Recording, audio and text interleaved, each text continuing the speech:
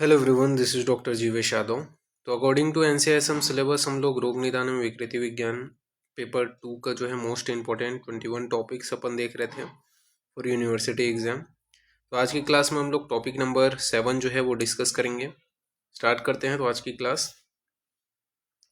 तो इसके अंतर्गत सबसे पहला आपका जो टॉपिक है वो है आपका यहाँ पे विसर्प।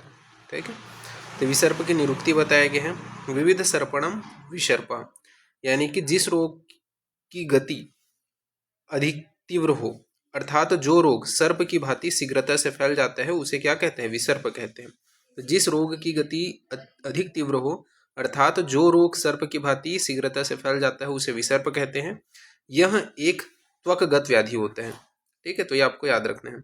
निदान के विषय में बात करें तो पाप कर्म को छोड़ करके बाकी सब जो है कुष्ठ वाले जो कर्म है, ठीक है, वो जो है आपके इसके निदान के अंतर्गत आ जाएंगे। संप्राप्ति भी कुष्ठ के समान ही है। ठीक है, कुष्ठ आपको नेक्स्ट लेक्चर में देखने को मिल जाएगा। ठीक है, संप्राप्ति घटक भी कुष्ठ के समान है। और इसके अपन भेद जो है पूर्व रूप जो है वो स्पष्ट नहीं होता है। ठीक है, विसर्प का। इसके टाइप्स हैं, तो टाइप्स के बारे में बात करें तो जो दोष भेद के आधार पर इसके 7 टाइप बताए गए हैं। वातज, पित्तज, कफज, सन्निपातज, वात पित्तज, पित्त कफज और कफ वातज। ठीक है, तो दोष भेद के आधार पर 7 प्रकार हैं। वातज, पित्तज, कफज, सन्निपातज, वात पित्तज, पित्त कफज और कफ वातज। अधिष्ठान के विषय में बात करें तो अधिष्ठान भेद से 3 प्रकार के हैं। कौन से हैं?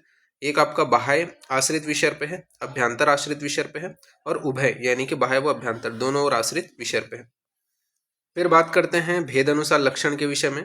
तो वातज विसर्प के लक्षण बताए गए हैं कि सिर में चक्कर का आना, इसके अलावा अंशों में पीड़ा का होना, ज्वर की उत्पत्ति का होना, इसके अलावा आपका बताया गया है कि भोजन में अरुचि का होना, विसर्प स्थल का स्याव वर्ण का होना। ये क्या है? आपका वातज विसर्प का लक्षण है कि सिर में चक्कर आना, अंश प्रदेश में पीड़ा का होना, ज्वर होना, भोजन में अरुचि, विसर्प स्थल का स्याव वर्ण का होना। ये वातज विसर्प के लक्षण है। पित्तज विसर्प के लक्षण के विषय में बात करते हैं तो बर्निंग सेंसेशन होगा, यानी कि दह होगा व तृष्णा की उत्पत्ति होगी, अंगों में पीड़ा का होना, मूर्छा की उत्पत्ति होना, भोजन में अरुचि का होना तथा विसर्प स्थल का जो है रक्त वर्ण का होना। ये जो है पित्तज विसर्प के लक्षण है। ठीक है, तो ये आपको याद रखना है। इसके अलावा बात करते हैं अपन लोग कफज विसर्प के लक्षण के विषय में। तो कफज विसर्प के लक्षण यहाँ पे बताए गए हैं कि शीत लग करके ज्वर का आना, तो शीत लग करके ज्वर का आना, आलस्य की उत्पत्ति होना, तंद्रा की उत्पत्ति होना, भोजन में अरुचि की उत्पत्ति होना, विसर्प स्थल का शोथ युक्त या श्वेत वर्ण का होना। ये क्या है? कफज विसर्प का लक्षण है। तो शीतल लगना, लग करके ज्वर आना, आलस्य होना, तंद्रा होना, भोजन में अरुचि, विसर्प स्थल का शोथ युक्त व श्वेत वर्ण का होना, ये कफज विसर्प के लक्षण है। फिर सन्निपातिक जो विसर्प है उसमें क्या होता है? तीनों दोषों के मिश्रित लक्षण दिखाई देते हैं। वात पित्त जो विसर्प होते हैं ये क्या है? अग्नि ये बात कर सकते हैं इस विसर्प में 2 दोषों के मिश्रित यानी कि वात और पित्त के मिश्रित लक्षण दिखाई देंगे।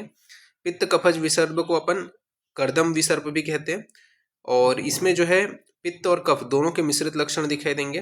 कफ वातज जो विसर्प है इसे ग्रंथि विसर्प भी कहते हैं और इसमें कफ और वात दोनों के मिश्रित लक्षण दिखाई देंगे। साध्यता के विषय में बात करें तो एक दोषज जो विसर्प होता है वो साध्य होता है, 2 दोषज विसर्प गृह्य साध्य होते हैं, सन्निपातिक जो विसर्प असाध्य होते हैं, बाह्य विसर्प साध्य होते हैं, अभ्यंतर विसर्प कृच्छ साध्य होता है तथा उभयगत जो विसर्प होता है वो असाध्य की श्रेणी में आता है। तो ये यहाँ पे आपका बताया गया। बाकी इसका पासवर्ड जो है वो साध्य रहेगा। ठीक है, तो अभी के लिए इतना ही। ओके, ठीक है, तो फिर थैंक यू क्लास।